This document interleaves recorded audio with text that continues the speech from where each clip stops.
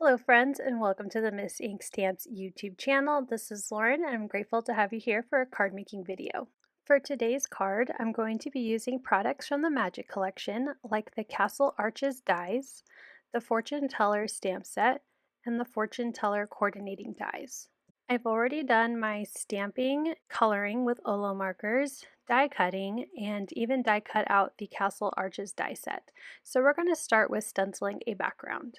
I have an A2 sheet of white cardstock and I'm using the Magic Triangle Stencil. I just need to cover at least half, maybe a little bit more than half of this background because I'm going to layer it behind the Castle Arches die cuts. And I wanted to do a blend of some of the colors that I used with my die cutting of the Castle Arches. So I'm going to start with shaded lilac at the bottom of my stencil and blend that into Victorian velvet so it creates a nice purpley color between the more blue violet shaded lilac and the pink of the Victorian velvet. After I'm done stenciling, I'll go ahead and put my inks away and clean off my stencil, and I grabbed the antique linen Tim Holtz Distress Spritz and I gave it lots of good spritz to just give it a nice off-white shine. Once it dried mostly, I just took a towel to pick up any excess liquid or loose mica glitter from drying.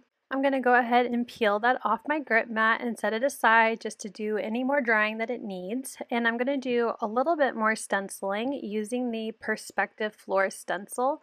I just want to add some kind of cobblestone look to the floor piece of my Castle Arches die just to separate it from the rest of the background. It's a little thin piece, so I'm just going to use some repositionable tape to keep that in place. And I'm grabbing Walnut Stain Distress Oxide and I'm going to gently blend that onto the ground through the stencil. And again, that will just give it a nice cobblestone look. I absolutely love the Perspective Floor stencil. I think it's my most used stencil from Miss Ink Stamps. And then I'm using the same Distress Oxide to add a little bit of shadow to all of the column and arches pieces of my background. Once everything is dry and distressed, I'm going to grab my liquid glue and start gluing my scene together. I'm starting with the A2 frame that is die cut from the Castle Arches die and lining that up to the edges of my white panel background that I stenciled. I didn't get it lined up perfectly to the edges. There's a little bit of white peeking out, so I'm just going to grab some scissors and trim off the excess. Once I'm done, I'm going to start puzzle piecing all of the different pieces from the Castle Arches dies into this frame that I've created on my background. So I'll start with the bottom piece, which is the ground, and again using liquid glue so that way I have a little bit of wiggle room to make sure that the puzzle piece of this background is in place before it's stuck for good. So I'm going to just hop through adding all the pieces here. So started with the bottom and then I'm going to add in the two larger columns on the left and right of the background. Then I'm going to add my first arch set and then I will move on to the smaller arches. I want to make sure that I get everything placed how it's intended because the puzzle pieces really do fit snugly in there and I don't want anything to not fit as I'm putting different items together.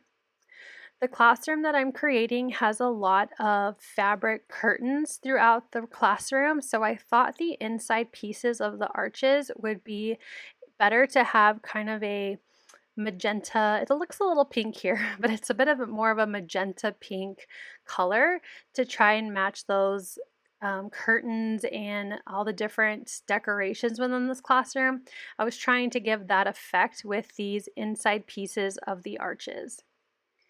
Once all my puzzle piecing is done, I'm going to make sure it's really pressed in there. I'm going to glue the two layers of the window. I die cut the detail of the window from the same Kraft cardstock as the rest of my arches, and then the background part of the window out of some Vista Stardream cardstock. It's kind of a shimmery blue. And I went ahead and glued that on and then added my strong magnets because my glass board is magnetic to make sure there's pressure while all of those pieces, the glue starts to dry and they stick. Now I've moved on to gluing the Fortune Teller stamp set images together. I'm layering my little table, all the different pieces like the teapot, the teacup, and the crystal ball. I thought the cat on the chair would be really cute, and then I'm going to add a few books like they're sitting on the ground. I'm going to just do a dry run of where all of my images are going to go on the background. So I have my chair with my cat on the left, my table a little more centered, and my teacher towards the right. Once I know where they're going to go, I'm going to grab a pen and just leave little marks to where the center of my crystal ball is and where the center of the prophecy ball is in my teacher's hands.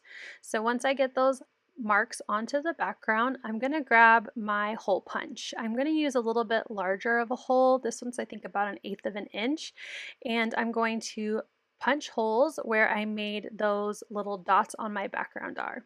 My first one punched easy, but my second one was a little far away, but I made do. It still fit right pretty darn close to where the dot was. Now I'm going to grab an Easy Light from Pear Blossom Press. There is a battery pack, a thin battery, and 3 LEDs. So once I get the battery, put in the battery pack and press the button, you can see the 3 LEDs light up. So I know for one of them, which is the smaller little prophecy ball, I just want 1 LED to shine through. And then for the crystal ball, since it's a little bit bigger, I want 2 LED lights to shine through. Now you could just trim off one of the LED lights if you just need 2, but I don't want to trim anything off, so I'm going to just put 2 through the second hole.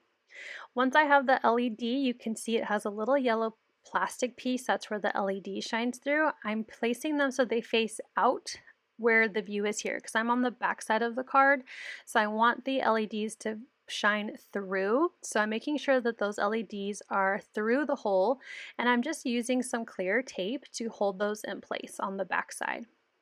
I'm making sure the alignment looks good with my pieces. I tend to do this a lot with interactive cards, is keep pressing buttons or keep moving things to make sure that things are lining up where I want them.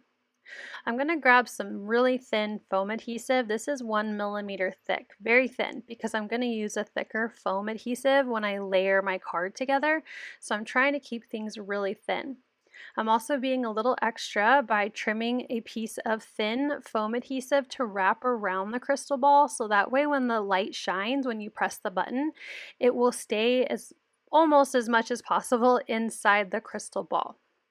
I'm going to add some liquid adhesive to my chair with the kitten on it, so that way I can make sure that goes down first. It's further back in the scene, so just using some liquid adhesive and placing that onto the card front. I've already peeled off all the release paper from my foam adhesive, so I'm going to layer my table, make sure the light is shining through as I want it through the crystal ball. And then I'm going to repeat this process for my teacher, adding foam adhesive to the back of her, and again creating like a little circle behind what is the prophecy ball or prophecy sphere in her hands. I'm going to lay my teacher on top. This one's a little harder to see, so I'm going to light it up while I place my teacher and make sure that LED is shining through the crystal in her hand. And that finishes adding the front details of my card. I'm going to do my sentiments last, but that is pretty much what's going to finish the front of the card. I am using an interactive piece, so also from Pear Blossom Press, they have a little stamp set that has the sentiment push, and that way my card receiver will know this is interactive with an Easy Light. So I'm going to go ahead and stamp that in the bottom corner. Now I want to line up my Easy Light so that way the button of the mechanism is underneath where I have the stamp push, so that way it will work. The card receiver will know that where they will need to push is where the LED is, or the LED battery button is. Now that I have that in place, I'm just going to use more clear tape to make sure that my wires will stay in place. And then I'm going to grab the World's Best Foam Tape, also from Pear Blossom Press. It has the perfect thickness to match the battery pack, the little mechanism. So I'm going to cut some pieces because as you can see, I'm running a little low, so I'm going to use it very sparingly. I went around the edges of the card and a little bit in the middle. I also left room so that I could stick a piece of paper in between the battery and the battery mechanism inside that little slot that it fits into, and so that way my battery won't drain if I mail this or give it to someone for their this is going to be a birthday card, so for their birthday. After I finish putting the card front onto the card base, I'm going to work on my sentiments. So I'm stamping first. I can see "Cake in Your Future" on a piece of white cardstock, and I'm just going to trim it down to a little banner. and I'm going to use liquid adhesive to glue that to the front top left of the card. I'm going to line it up so that it meets the edge of the border that's all the way around the size of the card. I'm also going to stamp "This year will be your best," or "This will be your best year yet," on the inside of the card, and that will finish it off. So you can see here's a sentiment on the inside of the card, here's our card on the front, and when you push the push button, my crystal ball and little prophecy ball light up.